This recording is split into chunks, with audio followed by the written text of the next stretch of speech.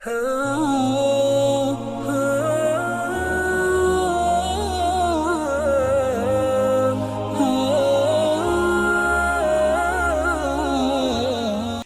حضرت ابو بکر صدیق رضی اللہ عنہ ذوالحلیفہ میں پہنچے تو حضرت علی رضی اللہ تعالیٰ عنہ ان کے پیچھے وہاں پہ پہنچ کے نبی کریم صلی اللہ علیہ وسلم نے ان کو بھیجا، اور حضرت ابو بکر رضی اللہ تعالیٰ عنہ نے ان سے پوچھا کہ آپ یہاں پہ امیر بنا کے آئے ہیں یا مامون، یعنی کہ آپ لیڈ کریں گے یا آپ میرے انڈر ہیں. So he just want to clarify, ہر چیز مطلب اسٹریٹ فارورڈ ہوتی تھی، اس طرح سے نہیں تھا کہ اب میں کیسے پوچھوں کہ یہ کس حیثیت میں آئے ہیں.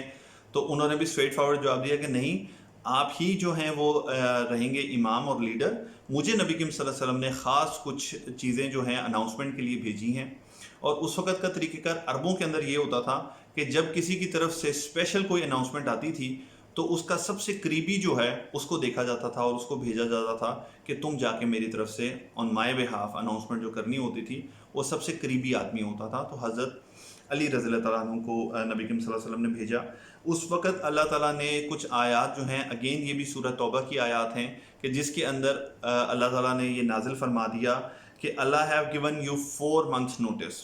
4 months نوٹس آ گیا تمام کے تمام جو مشرکین ہیں ان کے لیے کہ آپ کے پاس کسی قسم کا بھی جو ایگریمنٹ تھا نبی کریم صلی اللہ علیہ وسلم کے ساتھ، وہ سارے کے سارے ایگریمنٹ جو ہیں وہ 4 مہینے تک ویلڈ ہیں. اس کے اندر آپ نے اپنا جو بھی انتظام کرنا ہے وہ کر لیں، اس کے بعد وہ نل اینڈ وائڈ ہیں. یہ ایک طریقہ ہے آپ کو جو کانٹریکٹ اور ایگریمنٹ ہے اس کو اگر آپ نے ختم کرنا ہے تو باقاعدہ آپ کو انفارم کرنا پڑتا ہے، اور انفارم کرنے کے بعد ایون آپ کو ایک ٹائم پیریڈ دینا پڑتا ہے. تو نبی کریم صلی اللہ علیہ وسلم نے جو ایگریمنٹس تھے ان کے بارے میں اللہ کی طرف سے یہ حکم آ گیا کہ 4 months آر دیئر، اس کے بعد یہ ختم ہو جائے گا. ایک جو ہے وہ حکم یہ تھا کہ آج کے سال کے بعد اگلے سال سے کوئی بھی مشرک جو ہے وہ حج کے لیے نہیں آئے گا. That is only for Muslims now.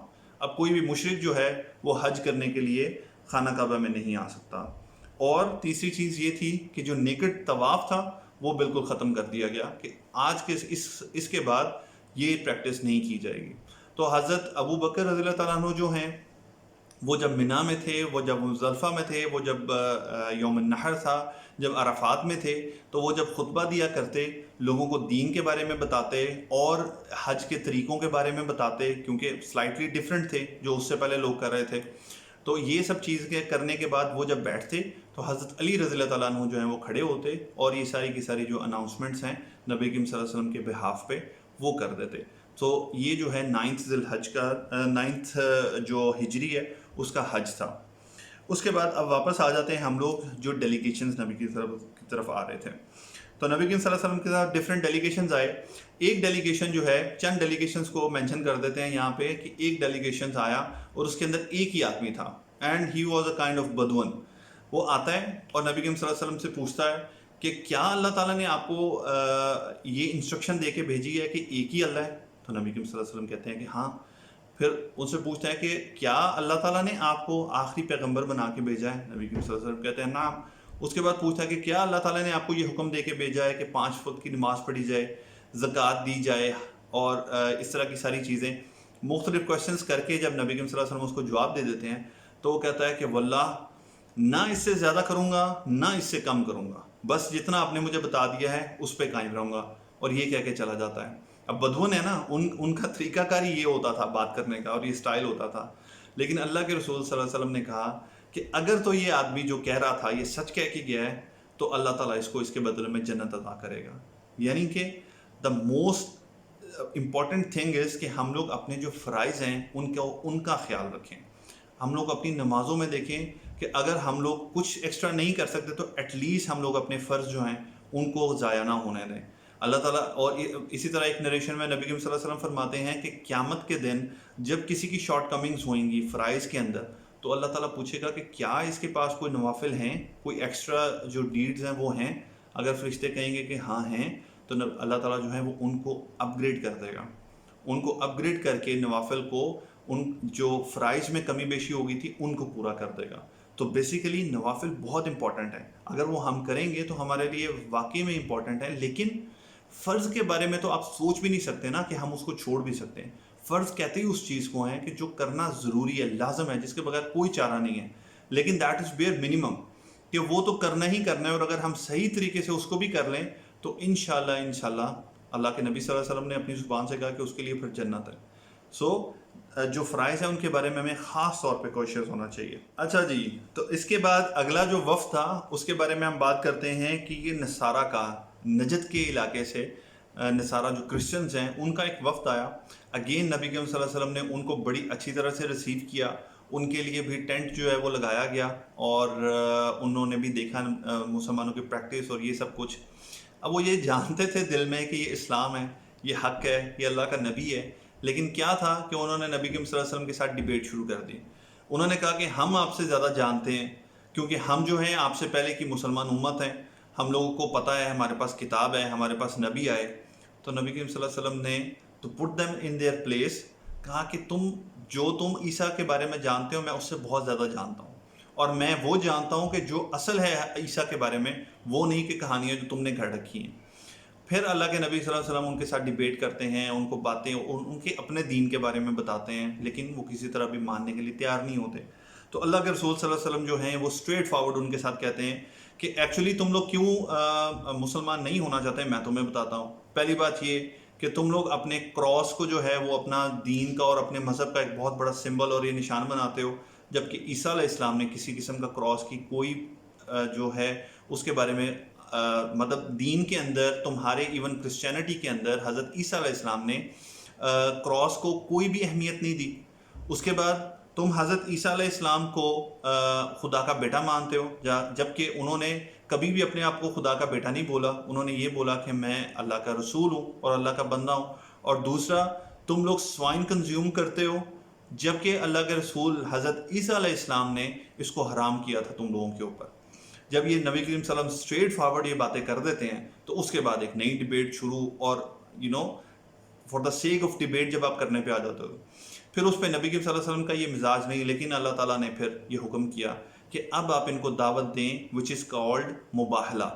اب مباہلہ میں کیا ہوتا ہے کہ نبی کریم صلی اللہ علیہ وسلم نے ان کو چیلنج کیا کہ ٹھیک ہے، میں اپنے جو ہے فیملی کے لوگوں کو لے کے آتا ہوں، تم اپنے فیملی کو لوگوں کو لے کے آؤ، اور ہم میدان میں اکٹھے آمنے سامنے کھڑے ہوں گے، اور ہم اللہ تعالیٰ سے دعا کریں گے کہ جو جھوٹا ہے اس پہ خدا کی لعنت جو ہے وہ نازل ہوئے. نبی کریم صلی اللہ علیہ وسلم نے اپنے جو فیملی والے ہیں ان کو پریپیئر کرنا شروع کر دیا. جب نبی کریم صلی اللہ علیہ وسلم فیملی کو پریپیئر کر کے لے کے آئے تو ان کے مقابلے میں جو کرسچنز ہیں وہ نہیں نکلے. انہوں نے آپس میں کیا کہ ہم لوگ اپنی ہی دعا کی وجہ سے کیوں برباد ہونا چاہتے ہیں. ہم یہ جانتے ہیں کہ یہ اللہ کا رسول ہے، یہ اللہ کا نبی ہے، اگر ہم نے ان کے سامنے دعا کر دی تو ہمارے اوپر ہی اللہ کی لعنت اور بربادی جو ہے وہ نازل کر دے گی. اس لیے وہ مقابلے کے لیے باہر ہی نہیں نکلے. البتہ انہوں نے یہ کہا کہ آپ ہمیں اپنی پروٹیکشن میں لے لیں، یعنی ہم جزیہ پے کیا کریں گے، لیکن ابھی وہ مسلمان نہیں ہوئے. کچھ نریشنز بتاتی ہیں کہ کچھ عرصہ بعد جا کے وہ لوگ بھی مسلمان ہو گئے. اس کے بعد ایک اور ڈیلیگیشن جو ہے وہ ہے تمیم الداری کا. تمیم الداری کی جو ہے وہ بڑی زبردست جو ہے وہ ایک حدیث ہے، اور ہم لوگ آلریڈی ڈسکس کر چکے ہیں دوسرے سیشنز کے اندر. اگر کسی کو تھوڑا انٹرسٹ ہو دجال کے بارے میں and the sign of end times کے بارے میں تو وہ ضرور جا کے سرچ کرے دا حدیث آف تمیم الداری. تو آپ دیکھیں گے کہ بڑی زبردست حدیث ہے جس کو نبی کریم صلی اللہ علیہ وسلم نے اپنے صحابہ کو اکٹھا کر کے جو ہے اسپیشل بلا کے مسجد میں وہ حدیث کو بیان فرمایا. خیر، یہ تمیم الداری جو ہیں یہ آتے ہیں فرام دا سائڈ آف قدس، یروشلم میں، اور ان کے بارے میں ہے یہ پہلے کرسچن رہ چکے ہوتے ہیں. اور ان کی خاص بات یہ ہے کہ یہ انٹروڈیوس کرتے ہیں مسجد نبوی کے اندر لیٹنز کو. اس سے پہلے مسجد نبوی جو ہے وہ ڈاک ہوتی تھی شام کے ٹائم، رات کے ٹائم. تو یہ لوگ بیسیکلی قدس کے اندر، بیت المقدس کے اندر یہ اس طرح سے جو ہیں وہ یوز کیا کرتے تھے. آئی سپوز کہ شاید یہی چیزیں جو ہیں جو آج کل رمضان میں ہم لوگ بڑی رنگ برنگی اور خوبصورت سی لیٹنز دیکھتے ہیں عرب کے اندر خاص طور پہ، وہ شاید قدس سے آئی ہیں، ادھر کا کلچر ہے. لیکن مدینہ میں ایکچولی مسجد نبوی کے اندر خاص طور پہ اس کو انٹروڈیوس کیا حضرت تمیم الداری نے، اور یہ ڈیلیگیشن آیا اور انہوں نے بھی اسلام قبول کیا. ناؤ کچھ لوگ تھے جو کہ دا پیپل آف کندہ سے کی جگہ سے آئے وہ لوگ، اور انہوں نے آ کے نبی کریم صلی اللہ علیہ وسلم سے کویشچن آنسر کیے اسلام کے بارے میں، اسلام قبول کیا. اب آپ دیکھیں کہ ابھی انہوں نے اسلام ہی قبول کیا، اور نبی کریم صلی اللہ علیہ وسلم نے ان کو دین کے بارے میں جب بتایا تو جب انہوں نے اسلام قبول کر لیا تو نبی کریم صلی اللہ علیہ وسلم نے کہا یہ تمہارے گلوں کے اندر جو یہ سلک کے سکارف سے ہیں یہ کیا ہے؟ تو نبی کریم صلی اللہ علیہ وسلم کا پوائنٹ تھا کہ مرد ہو کے تم لوگوں نے سلک اگر پہنی ہے تو یہ تو اسلام میں حرام ہے. تو with in split second sub کے سب لوگوں نے وہ اتار کے پھینک دی. یعنی یہ نیو مسلمس تھے, new Muslims. Now what about us by birth Muslims? کتنی جلدی ہم لوگ چیزوں کو پتہ لگنے کے بعد اس کو اپنے اوپر امپلیمنٹ کر لیتے ہیں, یا ہمارا دل فوری طور پہ مان جاتا ہے کہ ہاں یہ بات میں غلط کر رہا تھا, مجھے اب اس بات کا پتہ چل گیا ہے تو مجھے فوری طور پہ اس کو اڈاپٹ کر لینا چاہیے. So we have to take head from this new Muslims جو اس ٹائم کے تھے. Now guess who the people of Ghassan. یہ وہی غسانی ہیں کہ جن لوگوں نے حضرت محمد صلی اللہ علیہ وسلم کا میسنجر جو ہے اس کو قتل کر دیا تھا, جس کی وجہ سے موتا کے اندر جا کے حضرت خالد بن ولید نے ان کے ساتھ ٹکر لی تھی. اس کے بعد تبوک کے مقام پہ نبی کریم صلی اللہ علیہ وسلم خود آرمی لے کے گئے تھے. یہ وہ قبیلہ تھا غسان کا جو وہاں پہ تھا. یہ لوگ بھی سب کے سب جو ہیں وہ آئے ان اے ڈیلیگیشن, اور یہ لوگ بھی اسلام قبول کیا. اب دیکھیں کہ اللہ کے رسول صلی اللہ علیہ وسلم جو ہیں کتنا سلو اینڈ اسٹڈیلی چلتے رہے, کتنا پیشنس انہوں نے دکھایا. 13 سال مکہ کے کس طرح سے وہ پرسیکیوٹ ہوتے رہے, لیکن انہوں نے ہمت نہیں ہاری, چلتے گئے, قافلہ بڑھتا گیا, لوگ آ کے ملتے گئے, اور اللہ تعالیٰ نے الٹیمیٹلی دیکھیں کہ ایک عرب کی بارڈر ٹو بارڈر جو ہے وہ لوگوں کو جو ہے وہ اسلام کے دائرے کے اندر لے آیا. اس کے علاوہ اب آپ کہہ لیں کہ 9th ہجرہ کے آلموسٹ اینڈ پہ حضرت ابراہیم علیہ السلام جو ہیں وہ ایک نبی کریم صلی اللہ علیہ وسلم کے بیٹے تھے جو کہ ماریہ کتبیہ سے تھے, اور ان کو نبی کریم صلی اللہ علیہ وسلم نے بھیجا ہوا تھا بریسٹ فیڈنگ کے لیے, اور جو عربوں کا کلچر تھا اس وقت مدینہ سے تھوڑا باہر. اور جس عورت کے پاس وہ تھے اس کا جو شوہر تھا وہ بیسیکلی بلیک سمتھ تھا, اور سم نریشن سے اس کے دھوئیں کی وجہ سے اور وہ سب ایک انفیکشن یا کچھ ایسی بیماری ہوگی کہ بچہ جو ہے وہ آخری دموں پہ تھا. نبی کریم صلی اللہ علیہ وسلم کو اطلاع دی گئی. نبی کریم صلی اللہ علیہ وسلم وہاں پہ پہنچتے ہیں, اور جس وقت ان کی گود میں وہ بچہ رکھا جاتا ہے ان کا چھوٹا انفینسی میں, تو وہ ایک طرح سے ہیویلی بریتھنگ اور اپنی آخری سانسیں جو ہیں وہ لے رہا ہوتا ہے. تو نبی کریم صلی اللہ علیہ وسلم جو ہیں وہ اس کو ہاتھ میں لیتے ہیں, اور نبی کریم صلی اللہ علیہ وسلم کی آنکھوں سے جو ہے وہ آنسو جاری ہو جاتے ہیں, اور صحابہ حیران ہوتے ہیں, پوچھتے ہیں کہ اللہ کے رسول آپ بھی رو رہے ہیں؟ تو وہ کہتے ہیں کہ نبی کریم صلی اللہ علیہ وسلم نے فرمایا کہ یہ وہ رحم ہے کہ جو اللہ تعالیٰ نے اپنے بندوں کے دلوں میں ڈال دیا ہے, یعنی یہ رحم کی وجہ سے ہے.